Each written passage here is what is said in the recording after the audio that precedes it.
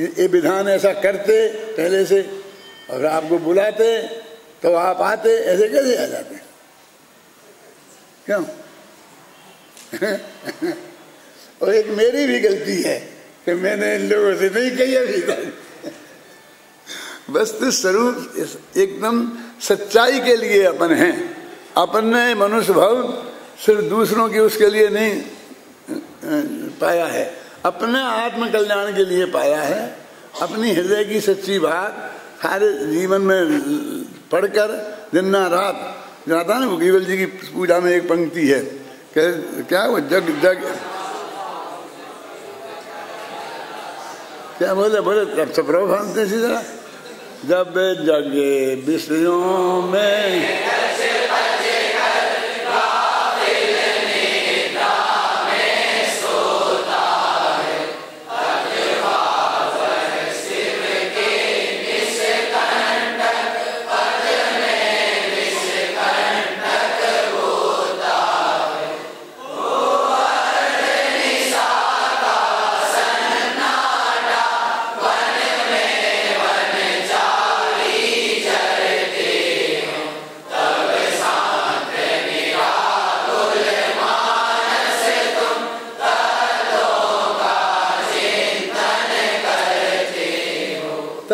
जगत ऐसा करता है तब ज्ञानी जन ऐसा कहते हैं। क्या लगा? देखो बहुत बढ़िया बढ़िया बात।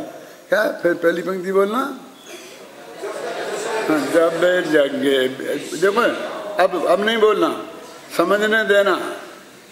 आधे से ज्यादा लोग नहीं समझते हैं। जब जगे विषयों में रच पच कर गाफिल निद्रा में सोता हो, ये आपका चित्र खींचा है।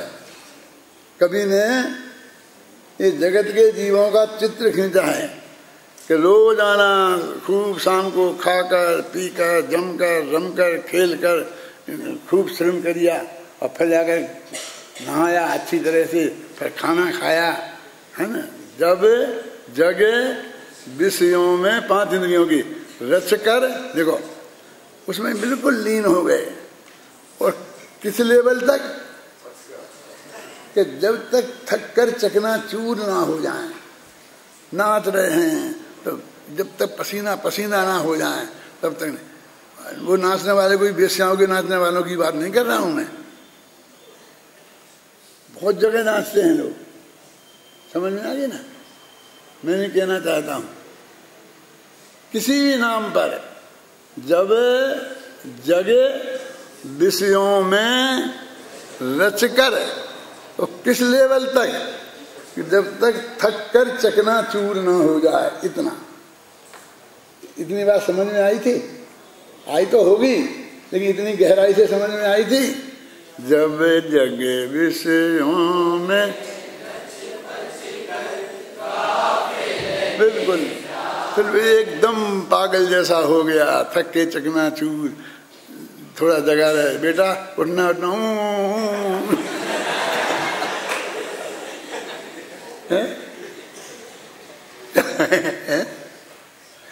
गाफिल निद्रा में अथवा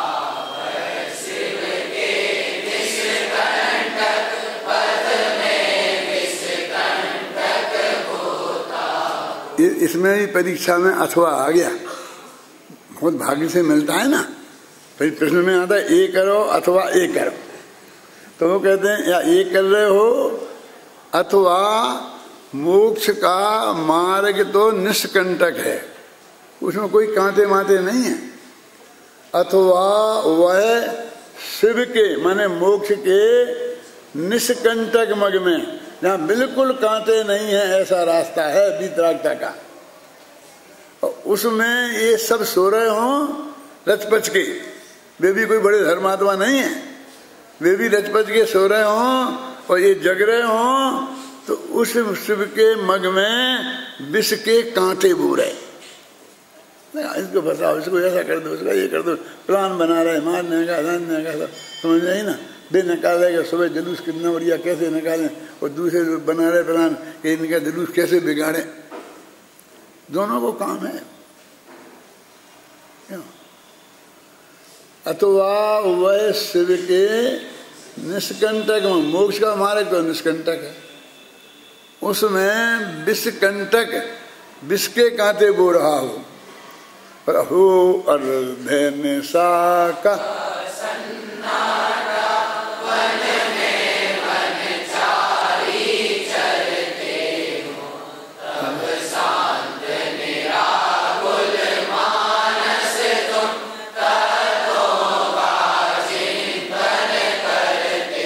इससे उत्पन्न हुआ है। आचार्यों की जो जो शास्त्र लिखे हैं, जो उन चिंतन आपको दिया है उनने, वो ऐसे ऐसे में पैदा हुआ है कि किनकी बातें हैं, जो उनकी बातें हैं, जिनसे भी वो पैदा हुआ है वो उनकी बातें हैं।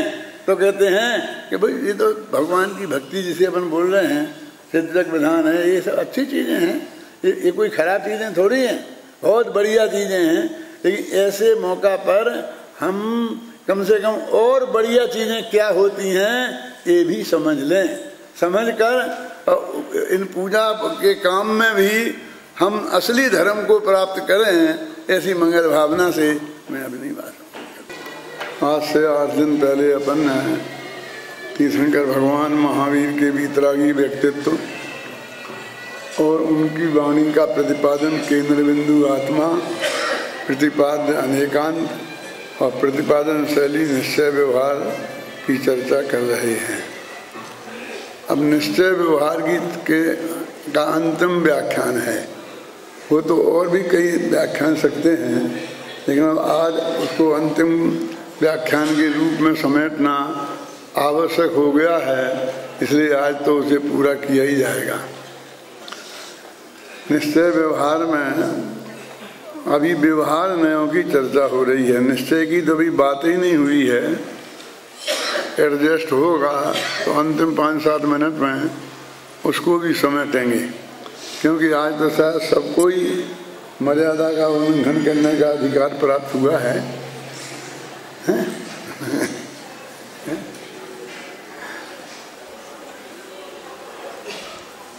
व्यवहार नयों की खासकर हम लोगों पर ये आरोप लगाया जाता है कि हम व्यवहार को नहीं मानते हैं, हम व्यवहार के विरोधी हैं, हम व्यवहार को धर्म नहीं मानते हैं।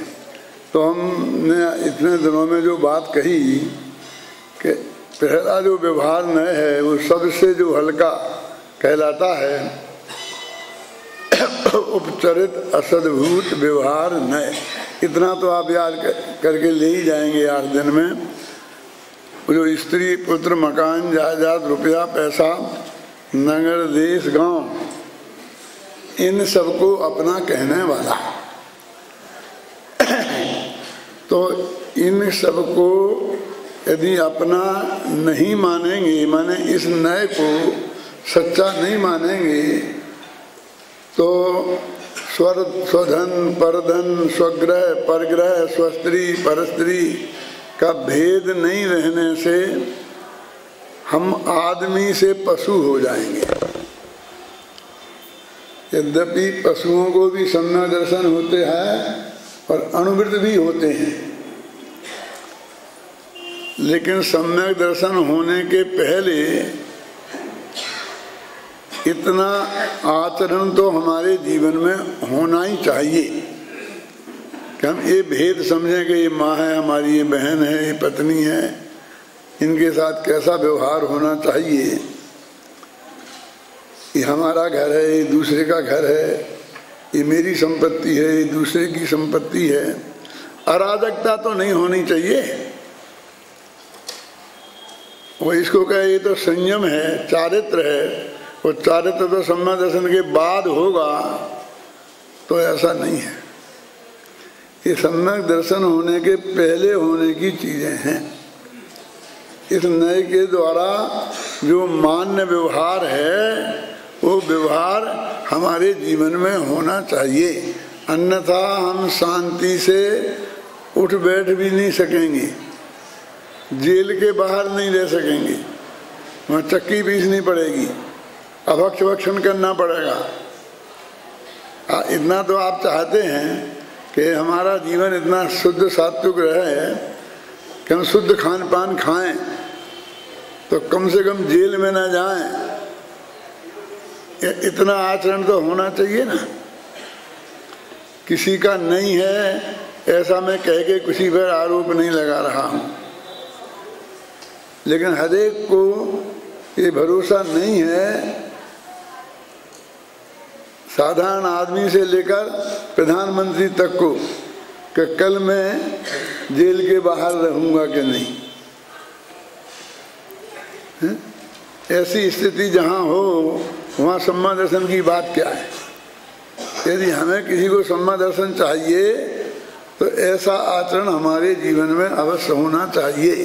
जो नहीं है, भले ही व्रत करते होंगे, उपवास कर देते होंगे, और भी अभक्ष भक्षण माने आलू जमी गंदी नहीं खाते होंगे, जो खाते हैं उनकी मैं बात नहीं कर रहा हूँ, लेकिन उनका भी जीवन इतना निश्चिंत नहीं है कि मेरे जीवन में राज विरुद्ध कोई काम नहीं है।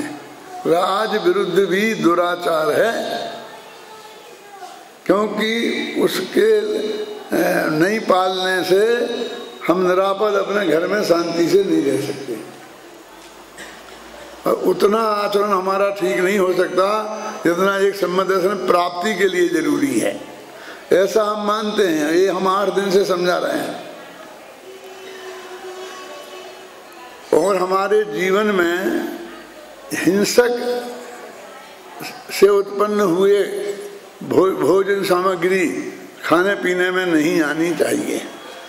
अकेले खाने पीने की बात नहीं है, पहनने ओढ़ने, सिल्क की साड़ियाँ, ऐसे कपड़े जो हिंसा से उत्पन्न होते हैं, ये सब चीज़ें भी हमारे जीवन में नहीं होना चाहिए। सम्यक दर्शन के पहले की ये शर्तें हैं। इसमें अपने 2 नए निपटे, अभी अपने नए चक्र के 200 पेज निपटे, ऐसा समझो। उस नए चक्र में हमने यही लिखा है, यही समझाया है सब विस्तार से। तो अब हमारा ये बाहर का आचरण बिल्कुल ठीक हो गया। अब हम तत्व चर्चा करने के काबिल हो गए। हमारी समझ में क्यों नहीं आता है, तो कहते ऐसे चित्त में ये तत्व की बातें समझ में नहीं आती हैं कि जो निरंतर आकुल हो। जैसे ये डर लगता हो कि कहीं पुलिस ना आ जाए, पकड़ ना ले, मेरे घर पे छापा ना पड़ जाए। सर इसमें हमारा क्या अपराध है? ये तो छापा डालने वालों का अपराध है। हमारे यहाँ क्यों नहीं डालते हैं? हमारा अपराध है कि हम उन गिनती में आ गए। इसमें कोई मक्खनबाजी की बात नहीं है, ये वस्तु के स्वरूप की बात है। इतने निराकुल चित्त में ही इस तत्व की बात समझ में आती है। आकुलता लेकर चित्त में बैठोगे तो नहीं आएगी। ये बाहर के आचरण की बात हो गई, इससे ज्यादा की जरूरत नहीं है। सम्मा दर्शन की प्राप्ति के लिए, मोक्ष जाने के लिए तो है, चारित्र की प्राप्ति करने के लिए तो है, लेकिन सम्मा दर्शन की प्राप्ति के लिए पात्रता चाहिए, वो इतनी कम से कम चाहिए। अब अंदर में जो मोह राग द्वेष के परिणाम हैं, यद्यपि वो हम में ही पैदा हुए हैं और हमारी गलती से पैदा हुए हैं, ये सब बताया है यहाँ। क्यों? इसलिए कि हम क्या करें, ये तो कर्म के उदय से, ऐसा हमारे कर्म का उदय आया तो हमारे ऐसे भाव बिगड़ गए। समय सार में ऐसी गाथाएं हैं जिनमें ये लिखा है कि मैं क्या करूं, दूसरे की माँ बहन को छेड़ दिया तो उसमें कौन सा महिला राशि कर्म था ना, कौन सा कर्म है? स्त्री वेद, पुरुष वेद, इन कर्मों का उदय था, इसलिए हो गया। और तूने चांटा मार दिया कि क्रोध कर्म के उदय से गुस्सा आ गया तो मार दिया। यानी कर्म ही जगाते हैं, कर्म ही सुलाते हैं, कर्म ही सब पाप कराते हैं। सारे अपराध कर्मों के माथे या दूसरों के माथे मरे और अपने को बहुत धर्मात्मा और बहुत महान आत्मा समझे, इस बात को स्वीकार कराने के लिए कि मोह राग द्वेष के परिणाम तेरे अंदर और तेरी गलती से हुए हैं, तू इसका अपराधी है। ये तीसरा नया है व्यवहार। क्या नाम था उसका? मैंने कहा तो ये था कि आप सबको मैं याद करा दूं, लेकिन ये तो हमारे विद्यार्थी ही बोलते हैं। सब नाम के जो प्राणी यहाँ हैं वो तो 8 दिन में कोई बोला ही नहीं, कुछ भी ऐसे पता ही नहीं चलता कि उन्होंने कुछ सुना भी है कि नहीं सुना है। मैं तो अपनी तकलीफ बता रहा हूँ कि मुझे पता तो चलना चाहिए था ना थोड़ा। खैर जो भी हो, हम अपना अपराध स्वीकार करें और भविष्य में ऐसे अपराध ना हो हमारे जीवन में, इस बात का संकल्प करें, इसके लिए है। फिर ये नए इतने उपयोगी हैं, ये 5 अभी अपन ने वो लिए 3, तो फिर इनको तुमने हे क्यों कहते हो, छोड़ने लायक क्यों कहते हो? कहते हैं इनके जिनको जो अपने कहते हैं उन्हें अपना मानने पर सम्यक दर्शन नहीं होता। तो तुम कहते क्यों? क्योंकि कहना तो व्यवहार है और मानना मिथ्यात्व है। समझे ना? स्त्री पुत्रादि को अपना कहना ये तो व्यवहार है और अपना मानना मिथ्यात्व है। कहाँ लिखा? तुम्हारे समय सार में लिखा होगा? नहीं, तुम्हारे छेड़ाला में लिखा। देह जीव को एक ज्ञान,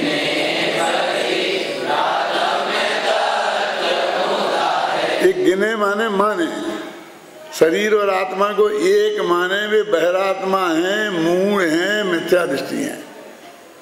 मुधाय का अर्थ है कि इनको अपना एक कह रहे हैं ना, और इनको तुम अपना मान, तो कहना तो व्यवहार है और मानना मिथ्यात्व है। इसलिए हम कहते हैं और मानने का निषेध करते हैं, और तुम्हें उसमें छल दिखता है। कहते तो ऐसा है और मानते क्या कहते हैं ऐसा नहीं मानो। अरे जनवाणी में ऐसा है तो हम क्या करें? देखो जगह जगह मानने का निषेध किया और कहा तो जनवाणी में ही है। अब इससे ऊपर वो बातें हैं कि जिनके समझे बिना सम्यक दर्शन की प्राप्ति होगी नहीं, और सम्यक दर्शन के पहले इन्हें समझना बहुत जरूरी है। अभी अपन ऐसा कह रहे हैं ना मोह राग द्वेष नहीं, तो भाई तो खोटी है ही, तो किसी को ऐतराज नहीं होता। पाकिस्तान को चाहे जितनी गालियां दो, किसी को बिल्कुल विकल्प भी खड़ा नहीं होगा। और जरा राजस्थान को देके देख लो कि राजस्थानी ऐसे ही होते हैं, बगड़ी छाप, क्यों एकदम अपना क्षत्रियत्व तो दिखा देंगे। हैं? हम जयपुर की कितनी ही प्रशंसा करें, इतना है, शांति है, बिल्कुल झगड़ा नहीं होता है, हमने तो 47 वर्ष में झगड़ा ही नहीं देखा, तो कौन हमसे झगड़ने आएगा? हैं? और थोड़ी हम 2-4 ऐसी चीजें भी तो होंगी ना जयपुर वालों में, क्यों कि जिनको सुधारने की जरूरत है, तो उनकी थोड़ी बहुत चर्चा कर दें तो झगड़ा हो जाता है, खड़ा हो जाएगा कि नहीं हो जाएगा? तो ये अभी तक की चीजें तो ऐसी थी, मोह राग द्वेष, कि उन्हें हम चाहे जितनी गालियां दें इस धर्म की स्टेज पे बैठ के, कौन नाराज होने वाला है? अब उन्हीं के अंदर से भेद खोलें कि देखो मोह राग द्वेष में, राग में शुभ राग भी आता है, अशुभ राग भी आता है, और फिर और शुभ राग को खोलें कि जे भाव से तीर्थंकर गोत्र बंध होता है वो भाव भी बंधन का कारण है। फिर और देखो भगवान की पूजा भक्ति का राग, तीर्थ यात्रा का राग, दान देने का राग भी राग है, वीतरागता नहीं है, तो गड़बड़ हो जाती है ना। और वैसे तुम राग के नाम से जितनी भी गालियां देना हो दे दो, है ना। अब वो खतरनाक काम आया है। अब सम्यक दर्शन, सम्यक ज्ञान, सम्यक चारित्र, ये तो सब बढ़िया से बढ़िया चीजें हैं, उन्हें छोड़ दो। कौन? अनुवृत्त, महावृत्त, तो ये तो बिल्कुल है। अब ये कहते हैं इन्हें भी आत्मा कहना, ये तो क्या है, अनुपचरित सद्भूत व्यवहार नैका विषय, ये कहना और इन्हें आत्मा का मानना ये मिथ्यात्व है। अब सम्यक आत्मा का माना तो मिथ्यात्व हो गया। ये मिथ्यात्व को नहीं माना, सम्यक दर्शन को। अभी देखो ये बात सुनी किसी ने है? कि उसी सम्यक दर्शन में हूं, सम्यक ज्ञान में हूं, केवल ज्ञान में हूं, ऐसा भी माने तो उसे सम्यक दर्शन की प्राप्ति नहीं होगी। जिस आत्मा का ध्यान करने से, ज्ञान करने से, श्रद्धान करने से, अपना मानने से सम्यक दर्शन होता है, वो सम्यक दर्शन ज्ञान चारित्र वाला नहीं है। अब ये बहुत कठिन लगती है। अब तो केवल ज्ञान की भी छुट्टी हो गई, अब नहीं हुई है। मैं अभी 2000 वर्ष पुरानी गाथा बोल के सुनाऊं, 1000 वर्ष पुरानी बोल के सुनाऊं, 500 वर्ष पुरानी सुनाऊं, तुम्हारे जयपुर वालों की सुनाऊं, अभी 100 वर्ष की बताऊं, 200 वर्ष की, 300 वर्ष की, 400 वर्ष की, जिस सदी का तुम बताओ उस सदी का मैं निकाल के आपको इस जयपुर के पंडितों में बताता हूं। जयपुर का नाम उन लोगों की वजह से है, हमारे तुम्हारी वजह से नहीं है। हम तो यहाँ उनके नाम की वजह से आए हैं और पढ़ रहे हैं, और कभी उनके नाम को हमें आगे ले जाना है। समझ में है कि नहीं है? अभी जो जयपुर का नाम है वो अभी तुम्हारे नाम से नहीं है। मन में एक शताब्दी ऐसी नहीं है महावीर के बाद कि जहाँ इस जयपुर में, जब से जयपुर है, अथवा जयपुर के पहले आमेर है, सांगानेर है, ये सब जगह के लोग जहाँ ज्ञानी धर्मात्मा नहीं रहे हों, जिनने शास्त्र नहीं लिखे हों। इंदौर में सरसेठ हुकुमचंद एक दोहा सुनाया करते थे। क्या? उसी एक थोड़ी पंक्ति मुझे याद है कि पंडित सांगानेर, यानी कहाँ कहाँ कौन है। तो कैसा लगा, शायद कवि जन आगरा में बसे और पंडित सांगानेर, वही भूधर दास, भैया भगवती दास, ऐसे बहुत हैं कवि। तो पंडित सांगानेर, सांगानेर में पंडित लोग बसते हैं। मैंने जब जयपुर नहीं था तब भी जयपुर के नाम पर जो जगह थी वहाँ विद्वान लोग बसते हैं। ये बात हमारे सैकड़ों वर्ष लिखी है यहाँ पर। तो इंदौर में पंडित सेठ जी सुनाते थे अपने प्रवचनों में, पर्यूषण में, वहाँ के साथ मंदिर में भी लिखा है। तो मैं आपसे ये कह रहा हूँ कि ये वो मर्म की बगे क्यों कि केवल ज्ञान, कि हाँ केवल ज्ञान सहित आत्मा भी आत्मा नहीं है। अब क्यों नहीं है जरा समझना, शांति से समझना कि यदि केवल ज्ञान सहित आत्मा को आत्मा माने और उसका ध्यान करें तो वो अपना आत्मा तो अभी केवल ज्ञान सहित है नहीं, है ना, कि दूसरे का आत्मा है, आदिनाथ से महावीर तक का, तो उनका ध्यान करना पड़ेगा। फिर दूसरे के ध्यान से सम्यक दर्शन होगा, आत्मा के ध्यान से सम्यक दर्शन नहीं होगा। तो आत्म ध्यान क्यों कहते हो? डोल ध्याय अपने आत्म को, तो तुम अपने आत्मा का ध्यान करो।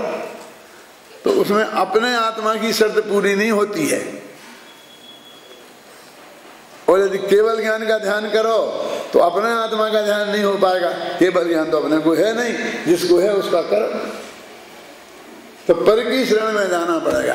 तो वो ये कहते हो अनादि से है नहीं केवल ज्ञान, तो अपना आत्मा तो अनादि से है कि नहीं? सम्यक दर्शन भी अनादि से नहीं है। तो हमारा आत्मा वो चीज नहीं हो सकती है जो बाद में पैदा हुआ, क्योंकि वो तो पैदा ही नहीं हुआ, वो तो अनादि अनंत है है ना, अनादि अनंत अपना आत्मा है। तो कहते हैं वो केवल ज्ञान भी पर्याय है और नई नई पैदा होती है और प्रति समय पैदा होती है। ऐसा नहीं है कि जब भगवान महावीर को 2500 वर्ष पहले केवल ज्ञान हुआ था तो आज जो उन्हें केवल ज्ञान है वो ही है और 2500 वर्ष पुराना हो गया। एक समय पुराना नहीं हुआ है। अभी जो महावीर को केवल ज्ञान हुआ है वो अभी इसी समय हुआ है और एक समय पहले था क्या नहीं था, था तो वो तब का था। पर्याय तो हर समय की अलग अलग होती है, समझे ना। तो कहते हैं कि उस नए को, उन चीजों को आत्मा की कहना, आत्मा को उनका कर्ता भोक्ता कहना, आत्मा को उनका स्वामी कहना, ये व्यवहार नए है। कौन सा व्यवहार?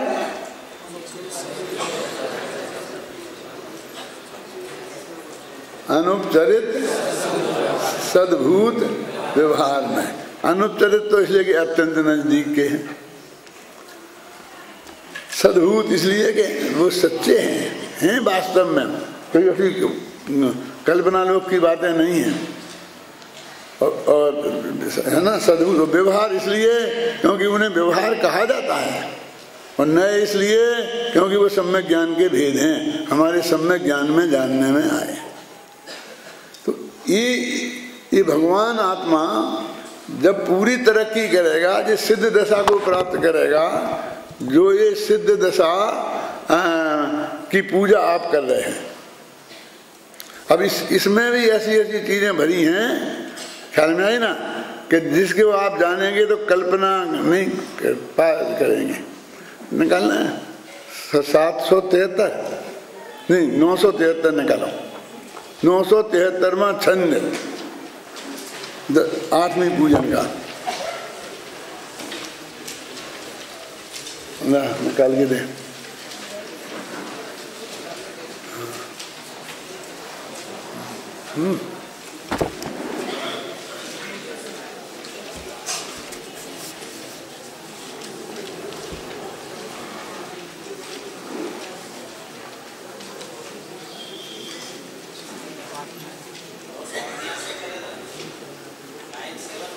हाँ ना 979 और एक आध सन तो आगे पीछे हो जाते हैं, मेरे रटे तो है नहीं मैंने। ये छंद जो है ना, देखो, पर दुख में दुख हो जहाँ मोह प्रकृति के द्वार, दया कहें इसको सुमति सो तुम मोह निवार, है ना। अब इसका अर्थ क्या है कि दूसरे का दुख देखकर जो दुख हमें होता है, हमें क्या होता है? दुख। उस दुख का नाम दया है। अब दया को अपन बहुत अच्छी चीज मानते हैं, तो दया नाम का दुख तो अपन को नष्ट करना नहीं है, वो तो हमने अच्छी चीजों में से गिन लिया ना। अब वे तो दया की परिभाषा क्या लिखते हैं, ये अपनी किताब में लिखी है और आचार्य रामचंद्र शुक्ल हिंदी साहित्य के बहुत बड़े विद्वान हुए हैं, तो उनने भी एक करुणा नाम का लेख लिखा है और उनकी चिंतामणि नाम की किताब में है।